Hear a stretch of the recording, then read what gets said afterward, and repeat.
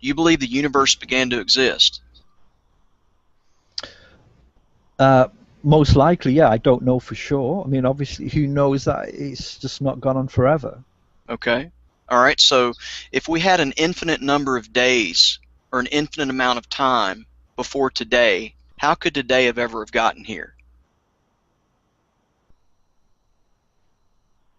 I don't understand the question. Yeah, what I'm saying is if you have an infinite series, if you have an infinite amount of time, in other words, if the universe has always existed, then that means that time has always existed, right? Because the time, space, matter continuum, all cosmologists agree that it's all bound up together. So if time, space, and matter has always been bound up together, then that means that time will have always have gone on forever, right? Go on, I'll accept that. Okay. Well, and what that means is that if time's always gone on forever, then you have an infinite number of days before today. But if you have an endless number of days before today, then today would have never have gotten here. So the fact that we're here today means there had to be a beginning to time. Where there's a beginning to the time, space, matter continuum, there has to be a beginner that exists outside of that time, space, matter continuum. That beginner had to instantiate the universe. That instantiation, or to begin a universe when it previously did not exist, indicates intentionality. Intentionality is a property of persons. And so now you have an entity that brought the physical time, space, matter universe into existence.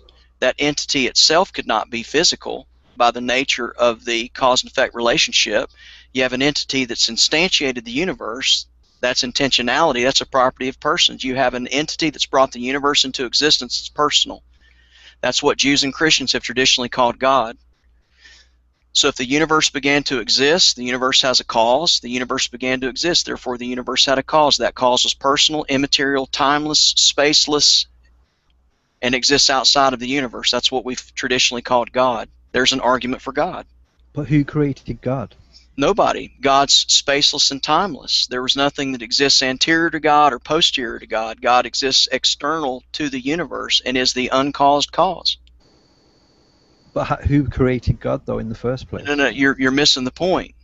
See, what happens is if you're assuming that if God made the universe, that there has to be a cause to God, and there's this infinite chain of events that go all the way back, but that's impossible.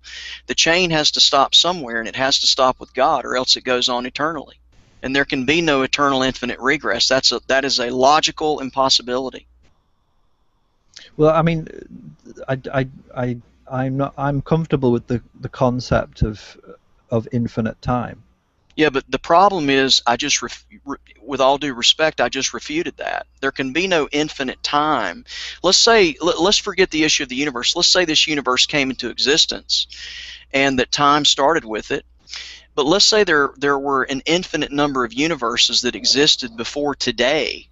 Then this universe could never have gotten here. This universe could never have began to exist, because you would have had an infinite number of universes before this universe.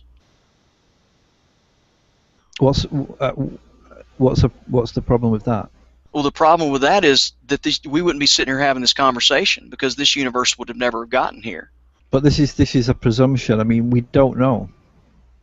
I mean, we can only sort of we can presume anything we want. But I'm just saying, from what we know so far, from what But we do know, Alan, because we're sitting here having this conversation. The fact that we're sitting here having this conversation proves that God exists. It proves that God instantiated the universe, brought it into existence, has created it, and has put us in an environment that's hospitable to life, has created us in such a way that we can use our cognitive faculties to have these types of conversations, so that we can ultimately talk about the gospel of Jesus Christ. Okay, well, if God is Mother Nature, if God is a natural process, then fine, I accept that. No, God's not a natural process. God upholds the processes of nature as an example of showing how he controls the universe by his providential care.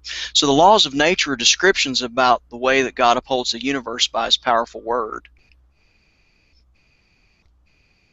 Well, I mean, to me, that doesn't really make any sense. I mean, what I'm saying is, Is it irrational? Can you point out a contradiction in what I've just said?